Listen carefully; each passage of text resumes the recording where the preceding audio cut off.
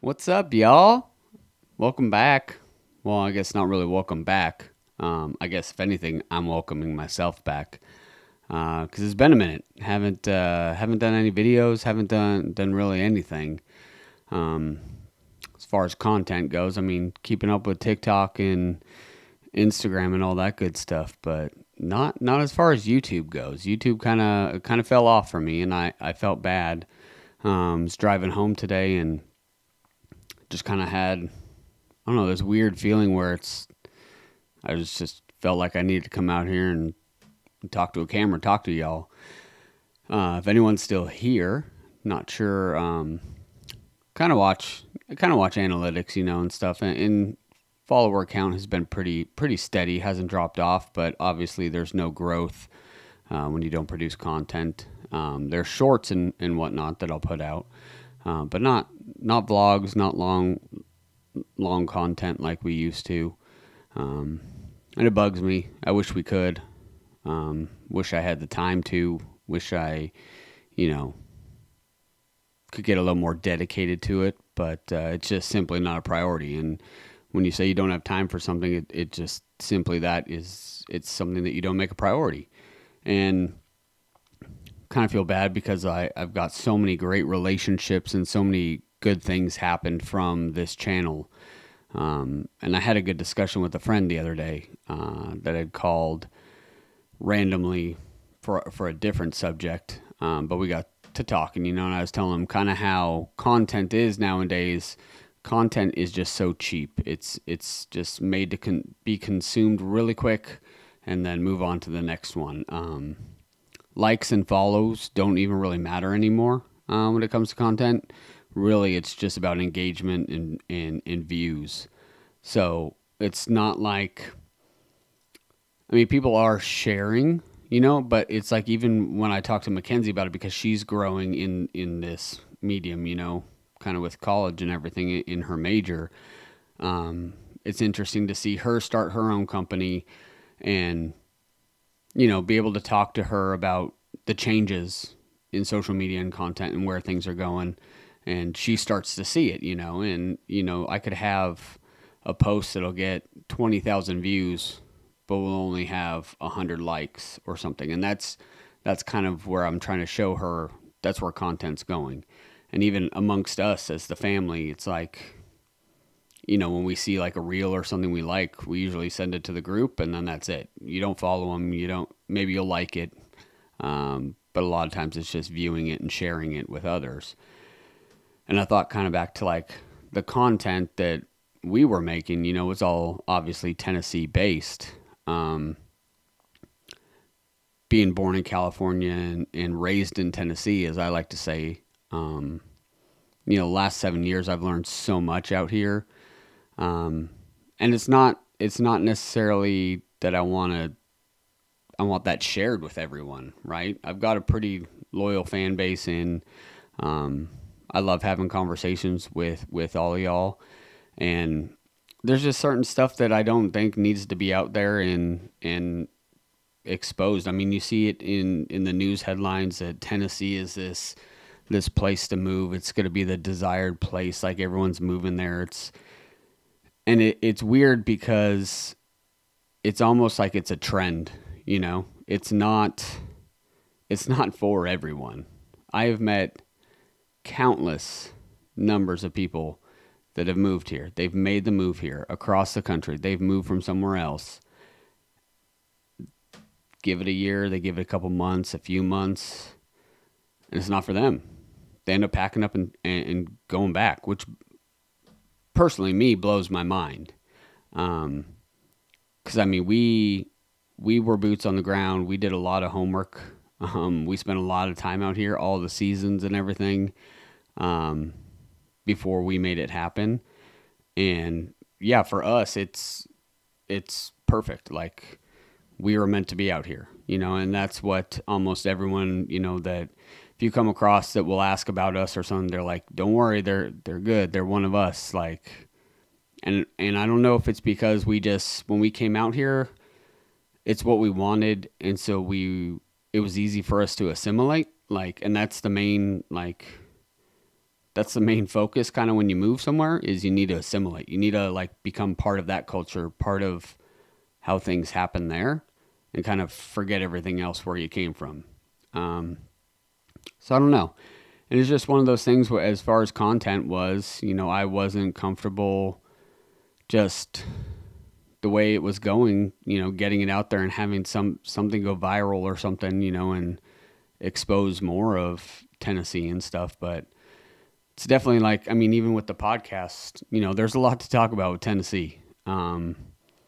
It's not, it's kind of been eye opening for me for kind of the overall picture of this country and kind of where we stand and why certain things happen the way they do. There's a lot going on right now. As most of y'all know, like you wake up and it's something new every day.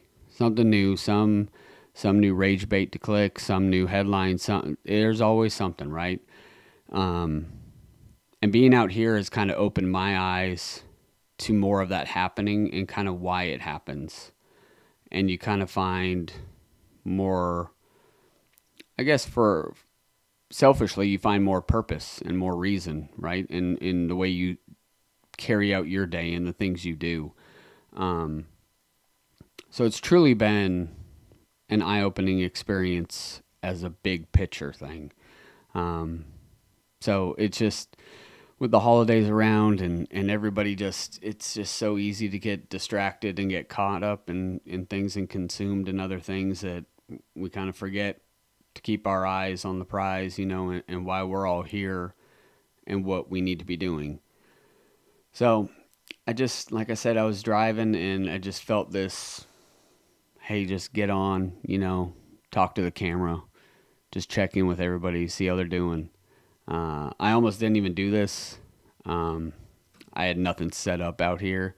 We still have all the podcast stuff here. Laptop was dead. Keyboard and mouse was dead. Couldn't get hooked up to the internet. Couldn't get the Adobe subscription to be recognized. Had no battery for the camera, no SD card. But that goes to say for a lot of things. I mean, it's easy to just make the excuse and just not do it, which I almost was there. But I was like, you know what? No, it was a weird feeling when I was driving, that it needed to happen, that I needed to just hit record and just sit down and talk and check in with everybody. So here I am, checking in with y'all. I hope everyone's doing well. Obviously, we're a week out from a week past Thanksgiving. So hopefully y'all had a great time, family, friends, whatever it may have been. Y'all ate a lot. I know we did. It was fun. It was just a good classic Thanksgiving. My mother-in-law always kills it when it comes to dinner. That woman always makes sure we are fed well, and does a great job cooking. So I'm forever grateful for her for that. And Babs and the girls, they spent the day cooking. They prepped a lot of stuff to get everything ready. We had friends over. They all contributed and brought stuff. It was just one of those Thanksgivings where it's kind of like what it was about. Sometimes Thanksgiving, it just seems like there's football on or there's drama, someone's talking politics or whatever the thing, the flavor of the week is. And this one was just kind of a good time, so it was nice to have. And obviously going into the rest of the holidays, you got Christmas coming up real quick. And then next thing you know, we're in 2026. Where did this year go? I have no idea, but all I know is I've just kind of taken each day as it comes. I've tried to just kind of like let things happen. In the past, I used to be so, not controlling, but I just wanted things to be perfect and wanted things to go a certain way. And I'd get anxiety and stress and just trying to make sure it was supposed to go the way I thought it was supposed to go. But it's more now just taking the back seat and kind of letting everything go. It's going to happen how it's going to happen. You could try to control it as much as you want, but there's just some things that you can't control. So if you just let it be, it'll all work out. And that's kind of like a big picture thing, even with, 7 years ago thinking about it. It was one of the most terrifying things I did as a father, as a husband, for my family. But you just got to trust in it. You may not see, and that's the other part of it is you're not going to see it. You're not going to see where this ends up. You're not going to see where anything ends up. And you just got to let it be and kind of work itself out. And then you're able to look back and you're like, you know what?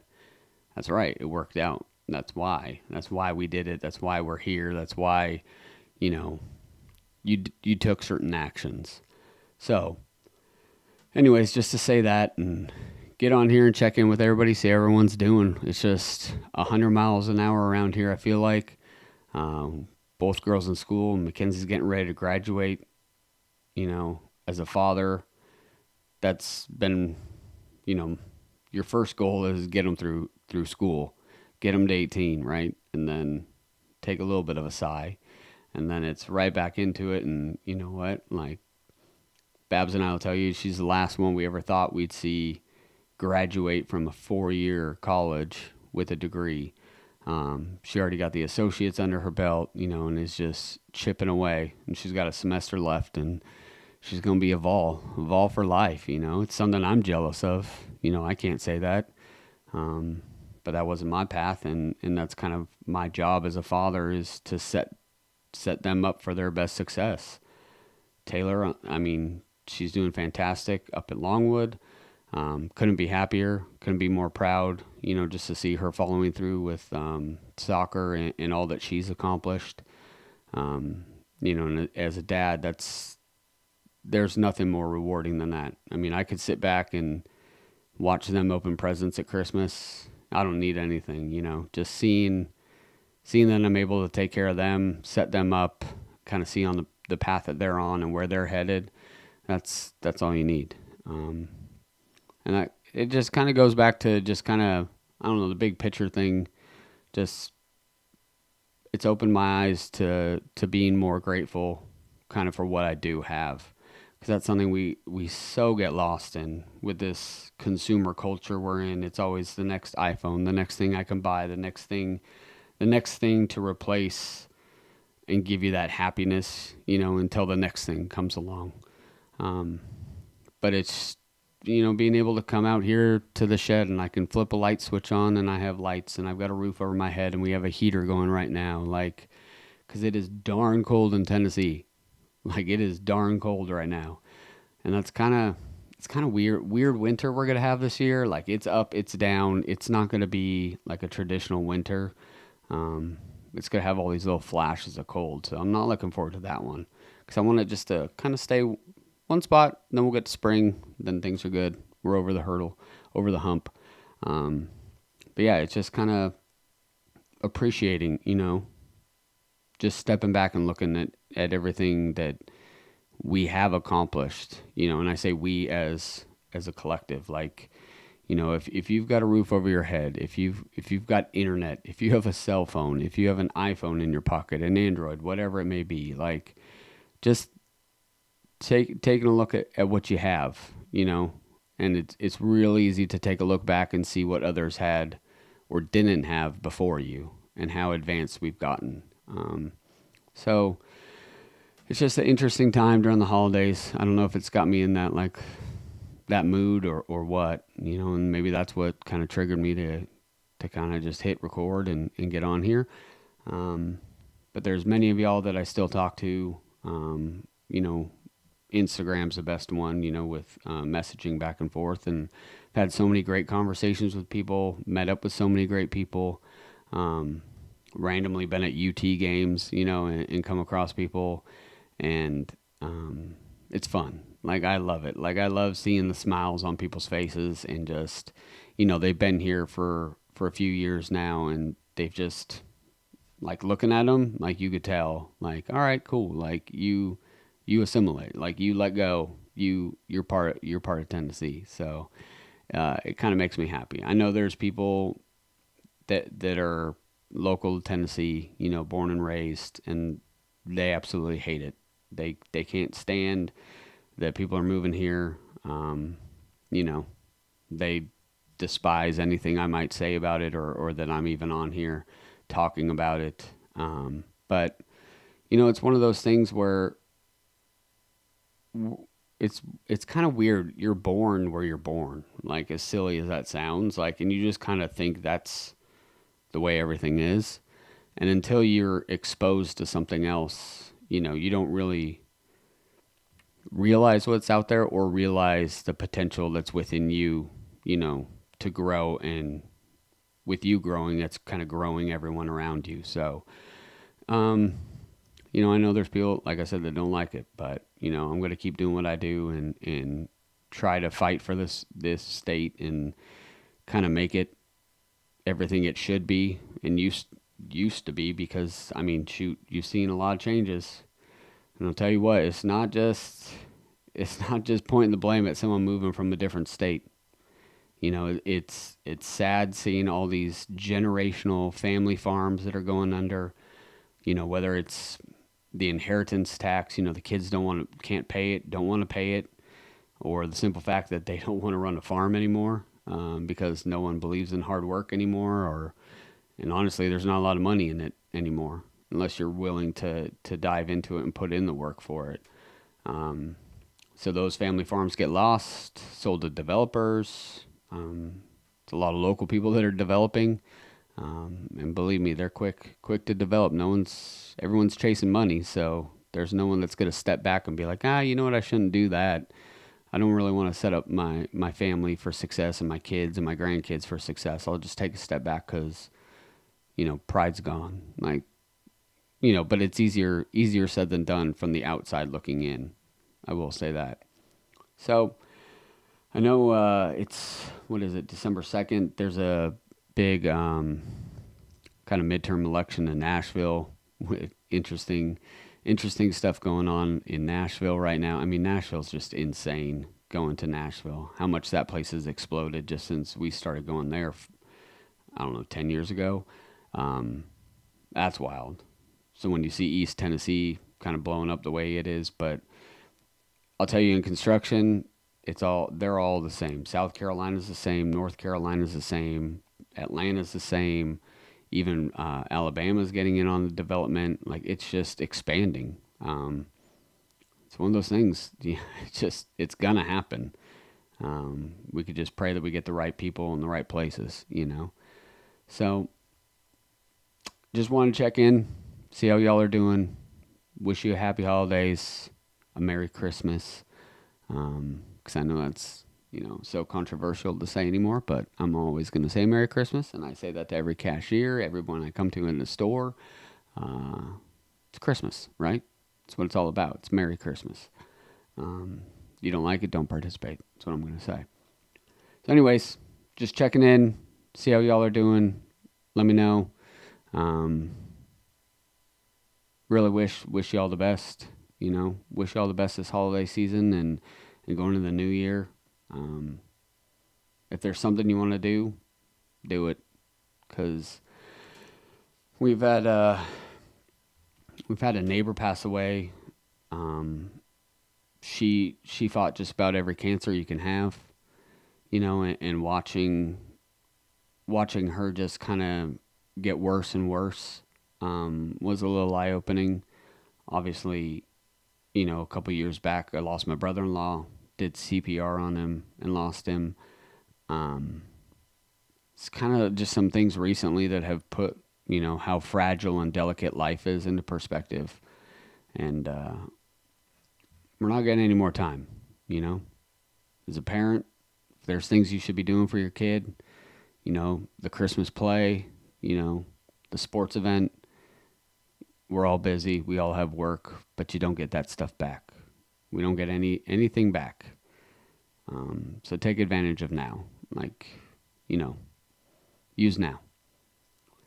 So I'm going to wrap that up. I don't know how long I've been going. I can't see. I don't know if I'm getting old, but I can't see far anymore. It gets all blurry. But I hope y'all are doing well. We're doing good here. Gonna keep chugging along and hopefully make 2026 just as good as the last few years have been. So that is it. Again, Merry Christmas, Happy New Year. Wish you all the best. That's it from East Tennessee.